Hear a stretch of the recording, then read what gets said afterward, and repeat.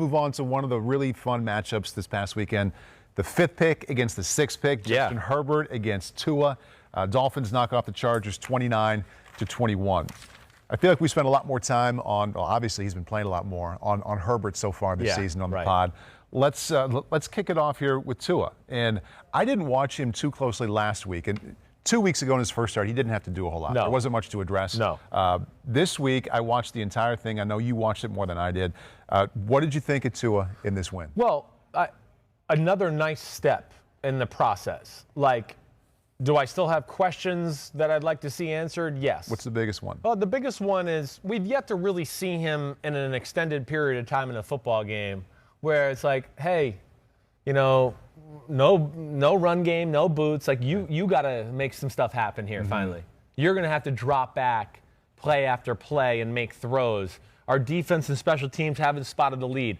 You know, and not to say you can't do it. I'm just telling you the fact is we haven't seen him do it yet. Which just speaks to how well the defense and special teams have been playing. They're amazing. Yeah. They're amazing. They really are.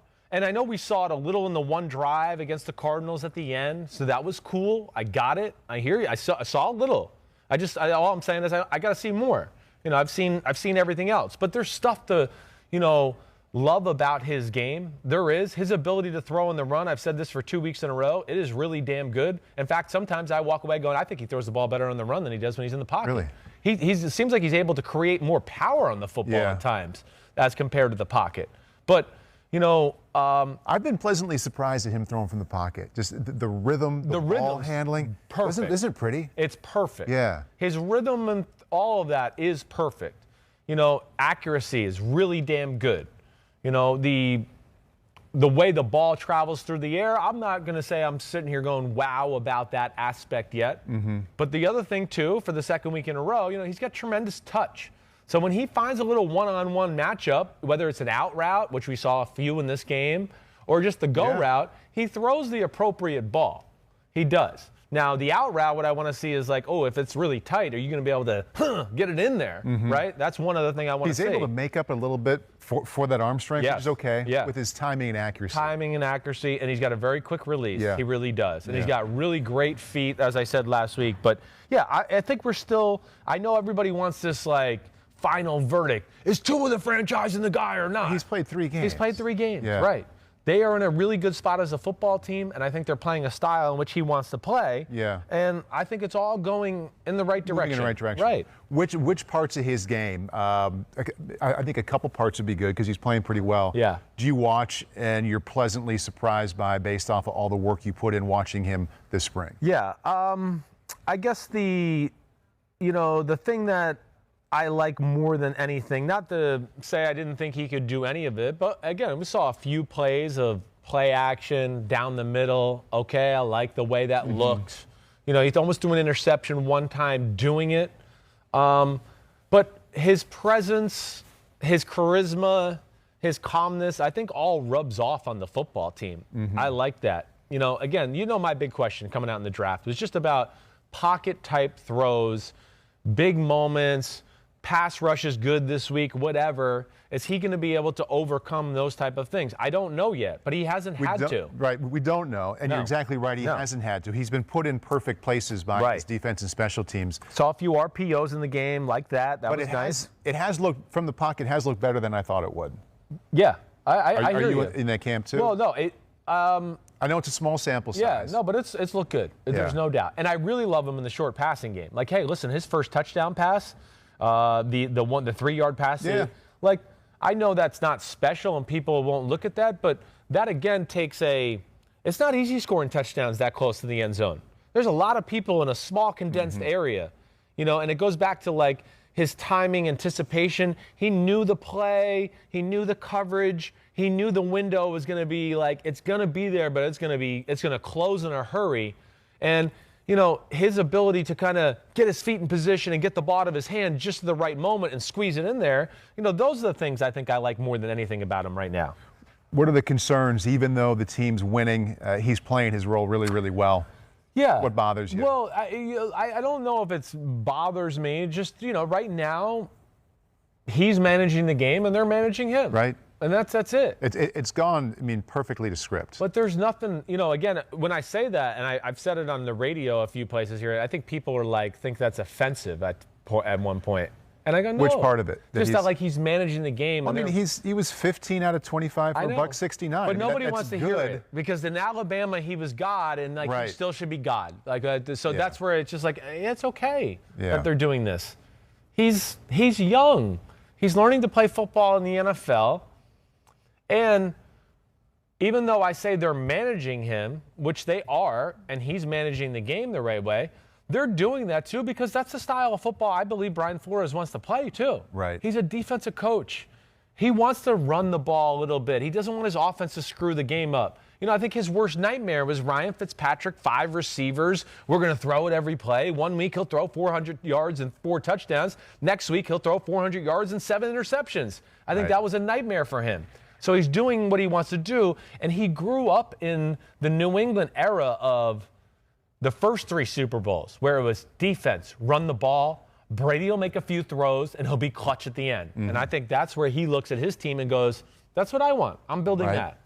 You know who else would like that? The quarterback on the other side of the field. Justin Herbert, I mean, probably watched some of that and said, boy, if my defense and special teams played that way, we wouldn't be losing all these games by 1 score. They're so frustrating, the Chargers, everything. They annoy me as a football team right now. What's the most annoying? Mistakes weekly, the way the game's managed in general.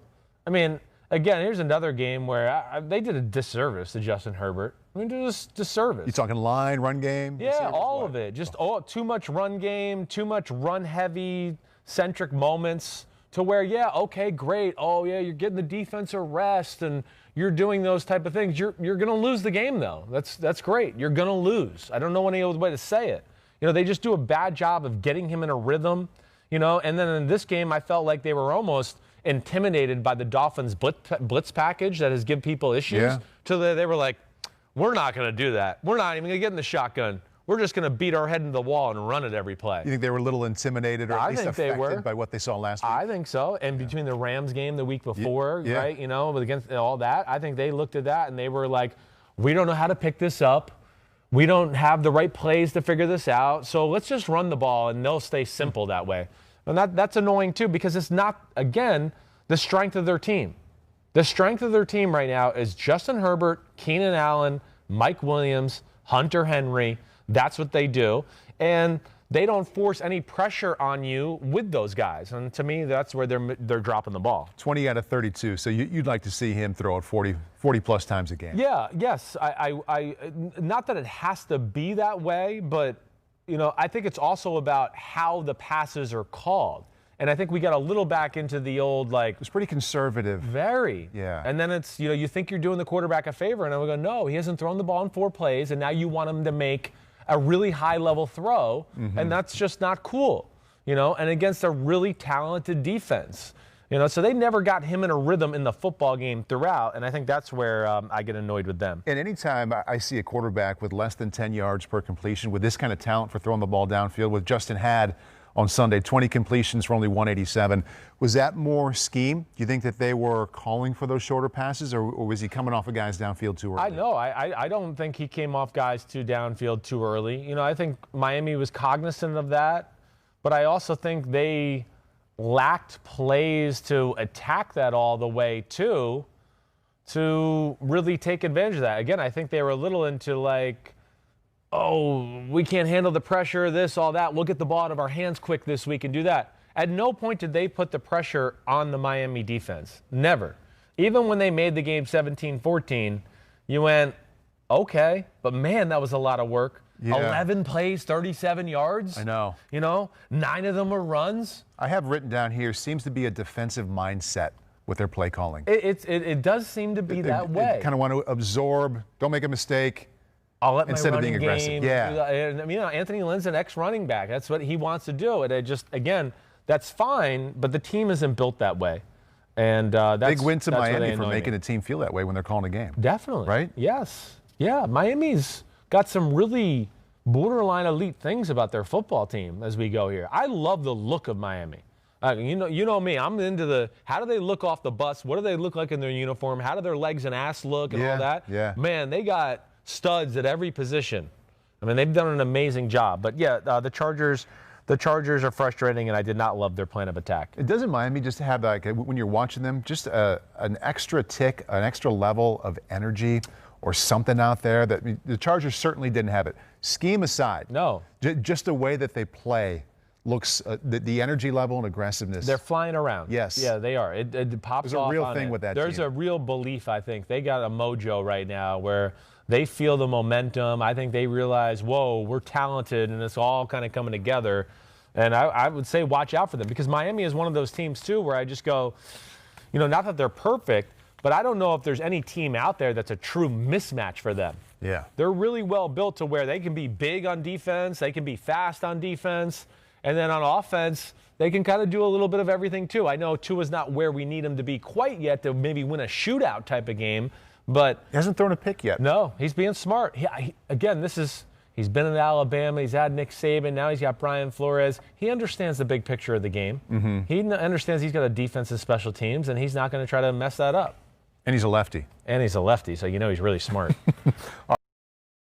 Hi, I'm Mike Tirico, and thanks for watching. Make sure to hit subscribe for the latest news and highlights from NBC Sports.